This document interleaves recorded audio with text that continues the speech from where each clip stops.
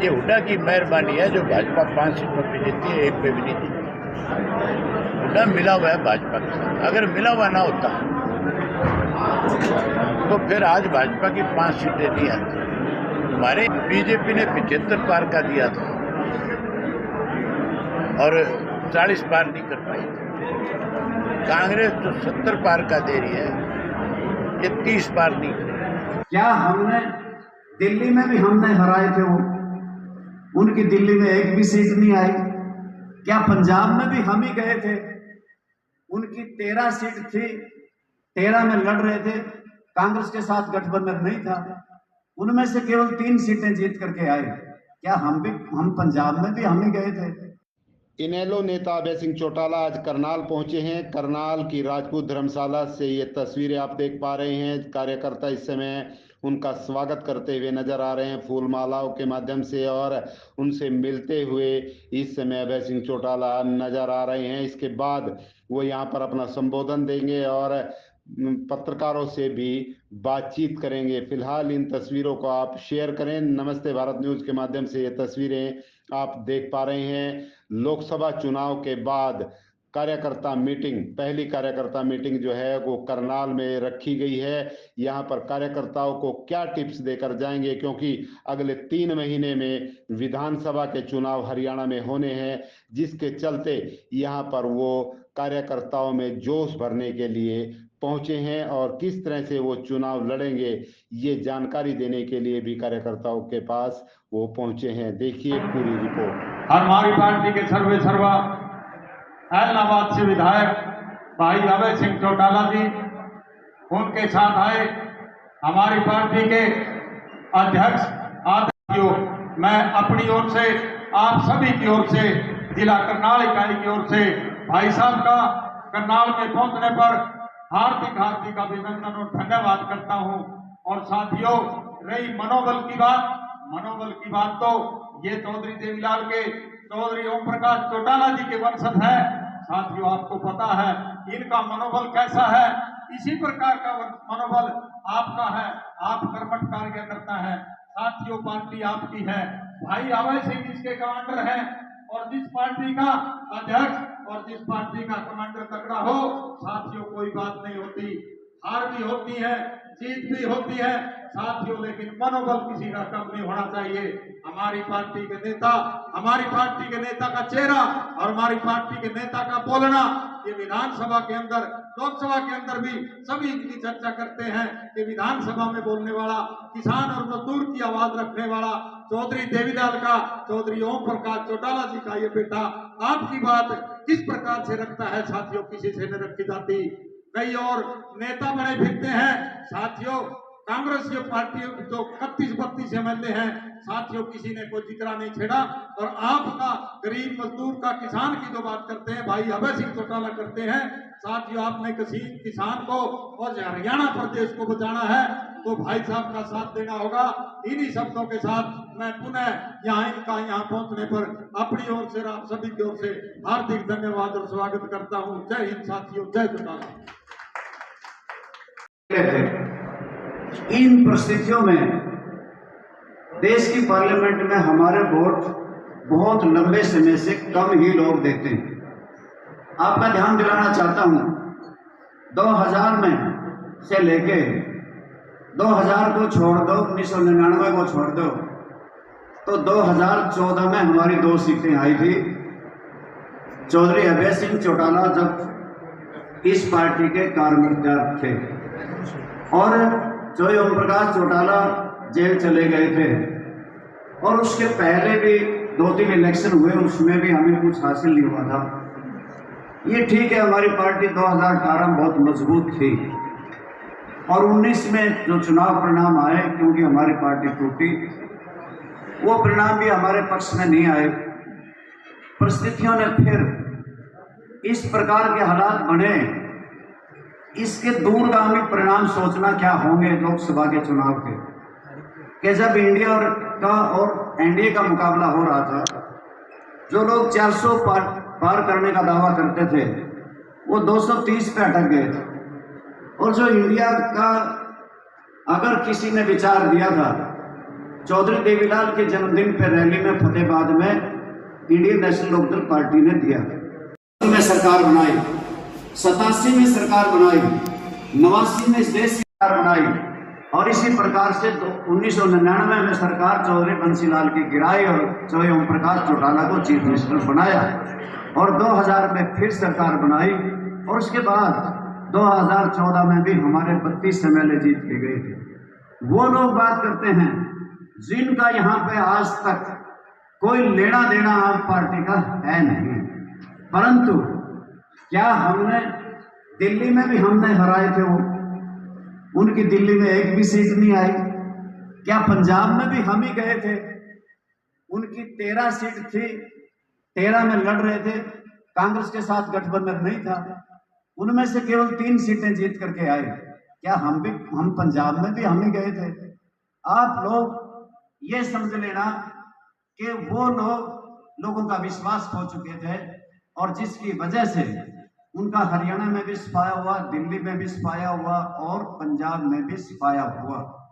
ये सही है कि उनके प्रति गुस्सा था भारतीय जनता पार्टी और जेजेपी पे, इसलिए गुस्सा था कि किसानों को बहुत तरसाया था। किसानों के 3 काले कानून दिए थे, बकाया था, 750 जाने गई थी, ना MSP का कानून बनाया, ना किसी आमदनी दोगुनी करने का प्रश्न उठाया और ना किसी भी किसान को ट्यूबवेल के कनेक्शन दिए। उसके ऊपर GST किसान के इंप्लीमेंट्स पे और लगाया। जहां किसान दुखी था वहां जवान हरियाणा प्रदेश का और दुखी था कि बेरोजगारी तंग कर रही थी, विदेशों में पलायन हो रहा था और किसान और जवान तंग थे, तो हरियाणा प्रदेश भी सारा तंग था, हरियाणा की जनता भी तंग थी। साथ ही इसलिए कह रहा हूं कि जिस हरियाणा प्रदेश को चौधरी देवीलाल जैसे श्री के महानुभाव ने जननायक ने बनाया था, ये हरियाणा प्रदेश प्रगति के पथ पे था। हमने कोई कांग्रेस के पक्ष में वोट नहीं डाला। लोग भाजपा को तो हर हालत में सत्ता से पार करना चाहते थे, लेकिन लोगों का एक मन था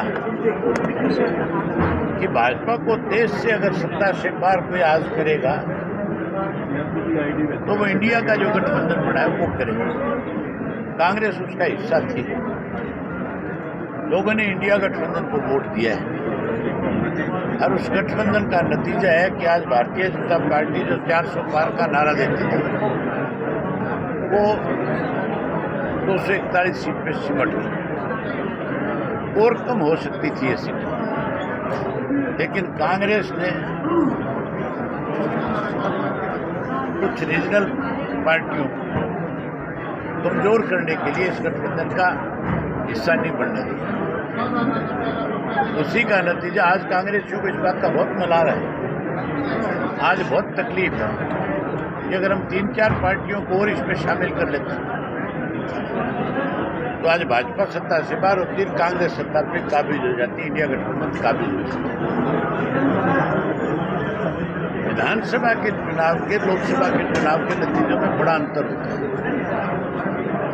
आप देखना, विधानसभा का जब चुनाव आएगा लोग चौधरी देवीलाल जी की नीतियों को आगे बढ़ाएंगे और इंडियन नेशनल लोकदल पार्टी को इस स्थिति में जाकर के खड़ा करेंगे कि बिना इंडियन नेशनल लोकदल पार्टी के बिना सरकार नहीं बनेगी। विधानसभा चुनावों में किस तरीके से देखते हैं, क्या अकेले लड़ेंगे, क्या जेजेपी के साथ? हमारे साथ ऐसे बहुत सारे राजनीतिक दल हैं हरियाणा में, ऐसे बहुत सारे सामाजिक संगठन भी हैं जो राजनीति के अंदर भी अपनी रुचि रखते हैं। हमारी उनसे बात चल रही है, इसकी जिम्मेवारी हमने माजरा साहब से लगा रखी है, पार्टी के और 2-3 सीनियर साथी उनकी लगा रखी है कि आप इनसे बातचीत करें। ये लगातार संपर्क कर रहे हैं। समय आने पे हम उन सब साथियों को साथ लेकर के एक कॉन्फ्रेंस करेंगे, उसके माध्यम से पूरे प्रदेश के लोगों में एक मैसेज देंगे कि हम सब मिलकर के भाजपा को और कांग्रेस को दोनों को सत्ता से पार करें। कांग्रेस 70 पार का नारा दे रही है इस बार, कांग्रेस 70 पार का नारा दे रही है। बीजेपी ने 75 पार का दिया था और 40 पार नहीं कर पाई थी।